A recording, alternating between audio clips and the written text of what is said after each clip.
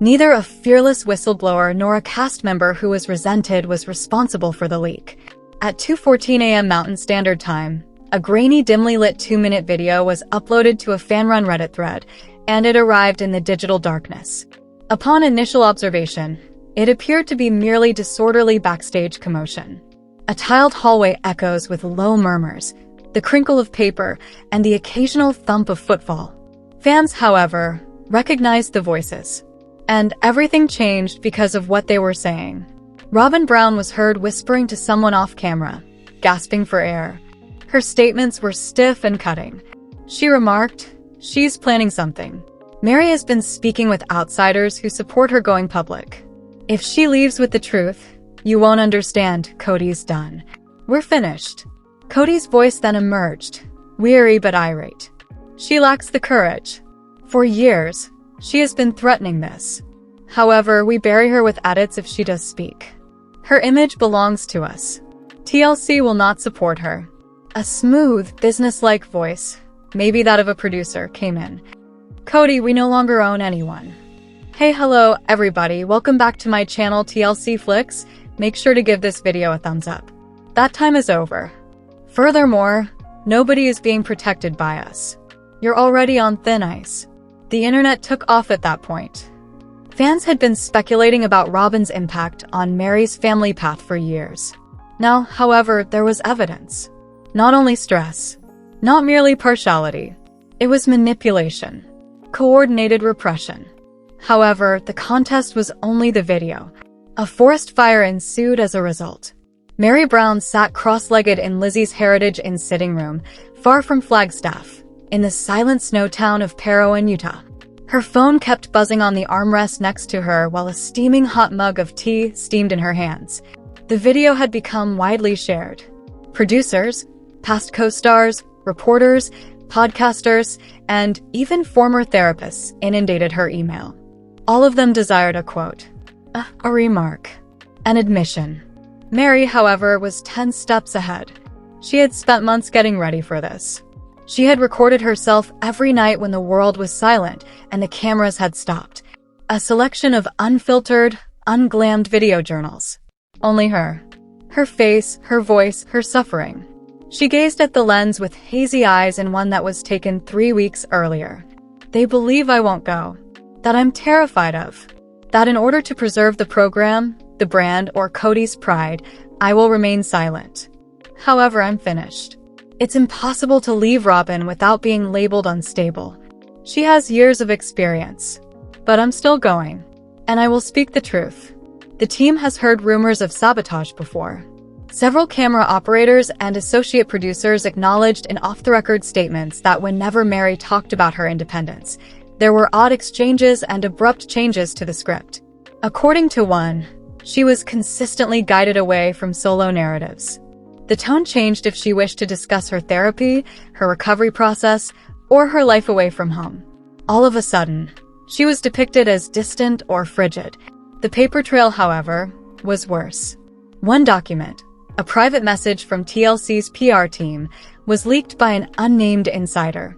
It said, concerned about Meri's emotional well-being, Robyn Brown has gotten in touch with a number of podcast producers, mental health specialists, and possible sponsors with whom Meri has been in communication. The network did not approve of these contacts. It is advised that Robyn's external communication credentials be reviewed right away. This was not a problem. Interference was what this was. Then came the shocking revelation. A digital copy of a cease and desist letter signed by Robyn Brown and sent to a new podcast site that had allegedly extended an exclusive interview offer to Meri, soliciting content from or featuring Meri Brown in a way that would damage the public image of Robyn or Cody Brown, was the demand made in the letter to the program. However, it was much too late by then. Fans were beginning to wonder why Cody Brown has not appeared on the show for almost a month. The answer came from the leak.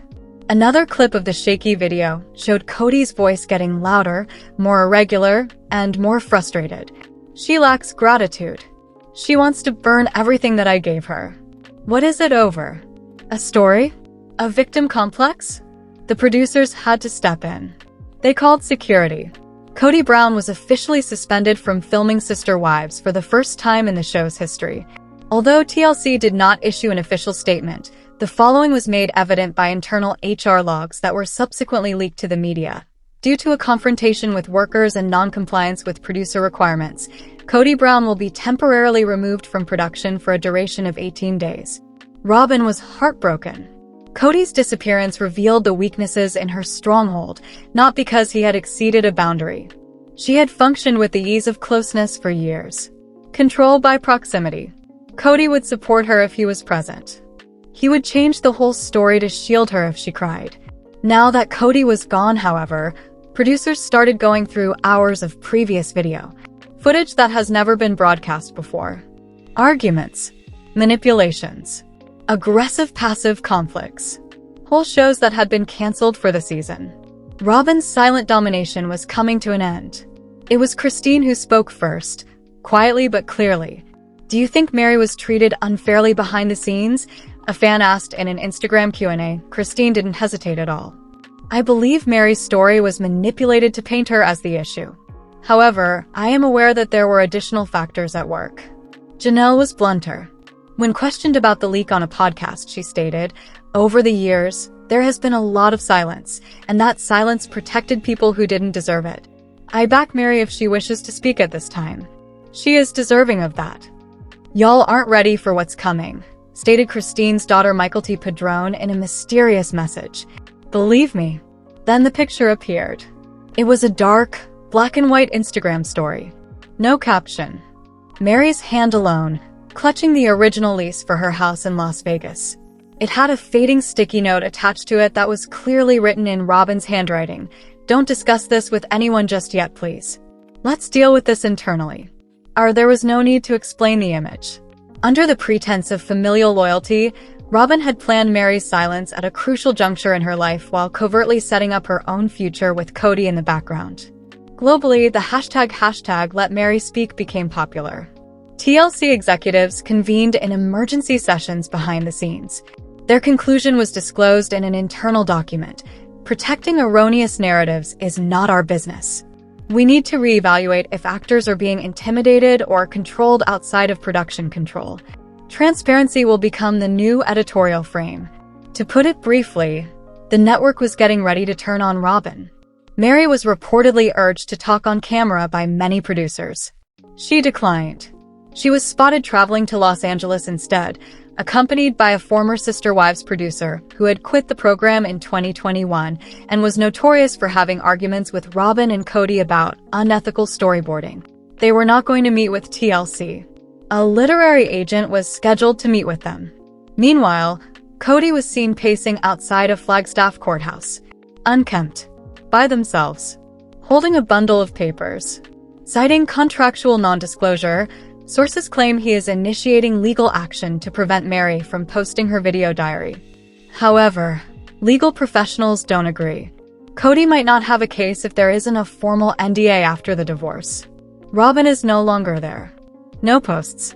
No remarks to the public. Quietly, her Cameo page was removed. She has confided in pals behind the scenes that she feels betrayed by the show and that the producers are twisting everything against her. However, a seasoned producer informed a tabloid, "Nothing was twisted by us. We simply stopped keeping her safe." The family that used to photograph together in matching shirts was now dispersed, muted, or furious as July drew near. What about the fans? They were no longer only observing. They were observing. Because silence was no longer an option. And Meri Brown was only beginning. At midnight, the first video went live. Not a word. No trailer.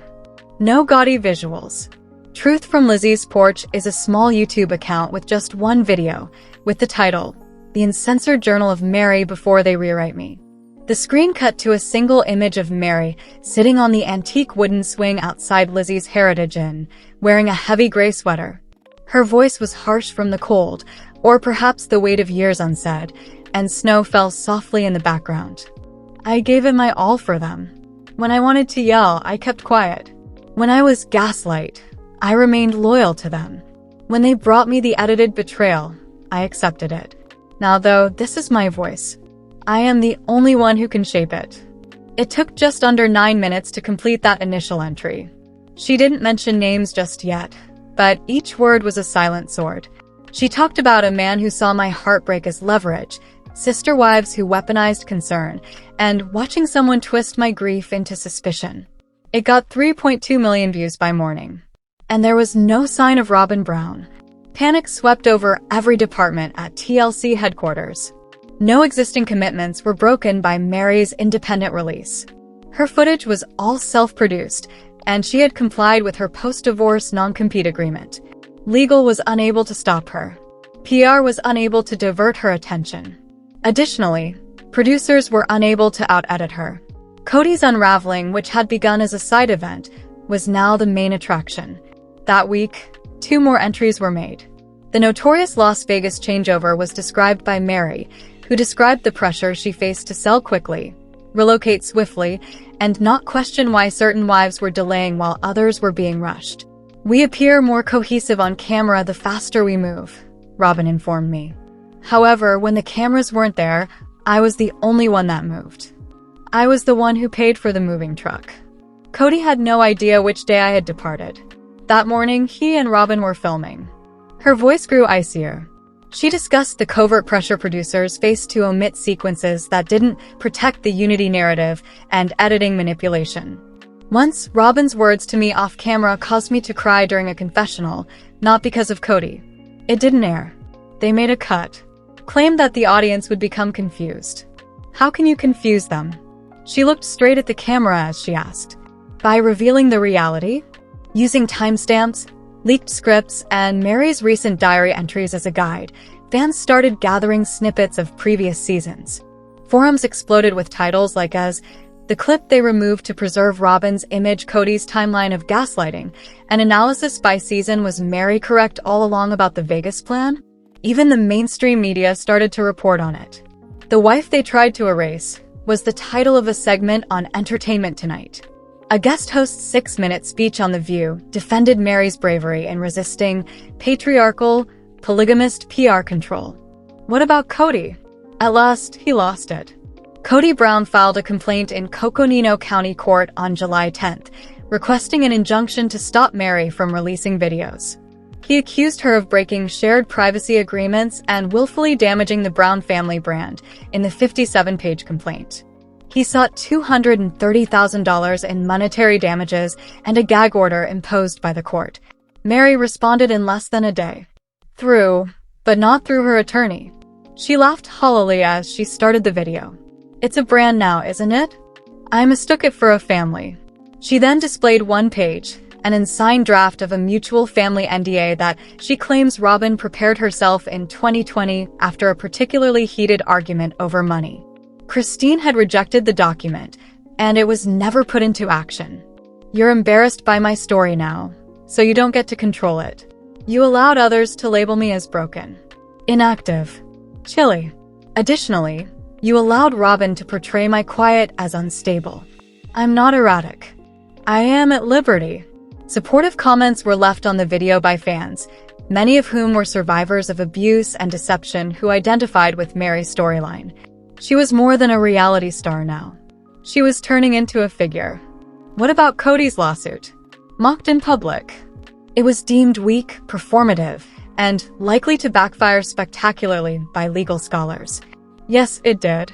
The court rejected the injunction 10 days later. Additionally, Brielle, Robyn's estranged half-sister, uploaded a 45-minute expose video to TikTok that same day with the title, "Wanna see the real Robyn? Take a seat."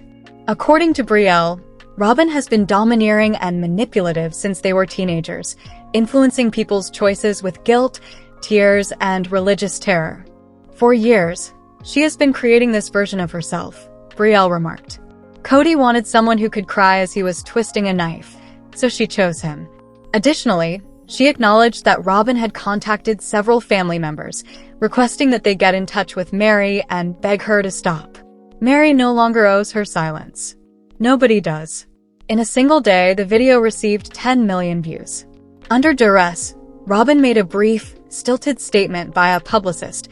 "The exploitation of family concerns for public spectacle breaks my heart. I maintain my affection for each and every wife, and I have never silenced Meri or anyone else. It simply made matters worse. In the meantime, TLC subtly altered the promotional clip for the next season. Originally focusing on Robyn and Kody's new chapter, Meri, Christine, and Janelle became the main emphasis of the updated teaser. The tune changed from being upbeat to eerie. Meri was shown in the clips strolling around her vacant Flagstaff rental. Producers are confronted by Christine. In her kitchen, Janelle continued, her voice trembling. For too long, none of us spoke. And we were harmed by that silence. In one teased but unpublished scene, Robyn was shown in a private production meeting. Through the thin partition, her voice could be heard, desperate and urgent. You're not getting it. The entire narrative shifts if Meri is honest. TLC turns into an accomplice. The fans were taken aback. Now, TLC wasn't merely letting Meri talk. She was being given the stage. And Kody Brown watched it all fall apart. His story, his family, his hold, somewhere in Flagstaff, behind a locked door. He had lost the story he believed he could control. Kody and Robyn Brown's presence on Sister Wives Season 19's Tell All episodes was unsatisfactory since they appeared determined to avoid answering crucial questions from host Suki Krishnan. Since accusations of favoritism pulled Kody's previous wives, Meri Brown, Christine Brown, and Janelle Brown, further away from him, the marriage between Robyn and Kody has been scrutinized in recent seasons. Kody was forced to deal with the fallout alone after Robyn and all of his wives fled. Kody's reaction to the divorces has alternated between self-awareness and defiance. In a short period of time, he had experienced a number of emotional events, and he didn't appear to be managing the stress well. Kody's separation from his elder children caused the family to become even more strained. There would have been plenty of opportunity for Kody to open up in the 4 tell-all episodes, which are intended to serve as a type of reunion for Sister Wives Season 19. During many of the specials, he and Robyn refused to do so, which drew even more criticism. Suki questioned Robyn about why she consistently refused to watch previous Sister Wives episodes that are shown at the tell-all specials near the end of Sister Wives Season 19 Tell-All Part 1. The videos focused on Janelle's relationship with Kody and how she felt she couldn't talk candidly about Robyn or other issues in their marriage without upsetting Kody. In a direct response to Suki, Robyn said she didn't watch them since they were disturbing. Janelle made it clear in the aforementioned clips that Robyn, whom she called Kody's sacred cow, must never be criticized. Even though Robyn told Suki that she thought the video were disturbing, it's impossible to ignore the smile on her face when they were shown. When Suki asked Robyn if she thought Kody was a failure because he couldn't make his marriages work, Robyn told her that they were all failures, rather than focusing only on Kody. Robyn did express her opinion that Kody's remarks were excessive, as were those of Janelle, Christine, and Meri. She will blame Kody because she included him in that, but she won't do so without pointing out that the others share responsibility as well. Robyn explained that the clips were destructive, meaning she didn't feel the need to relive them. Despite Kody's claims to be open and approachable with his wives, his behavior has shown that he is not. When his wives first left him, Kody appeared astonished and refused to accept any culpability or responsibility. The decision of Janelle, Christine, and Meri to depart was largely influenced by this. Not only did Robyn receive preferential treatment, but Kody flatly denied it. In a video that was shown at the tell-all, Janelle and Kody talk about some of their marital issues and Kody's efforts to make up. When Kody asks Janelle whether there's any chance they'll get back together in the video, she responds that they no longer exist in the same universe anymore. He wants a wife that acts differently than I do, Janelle stated in a candid moment, and it was exactly right about what went wrong in their marriage. Kody got harsh with Janelle when she tried to discuss some of the problems with Robyn. Janelle said, "If I can't talk freely, then let's just leave it as I don't really want to." In response to his warning, "Don't go down that road."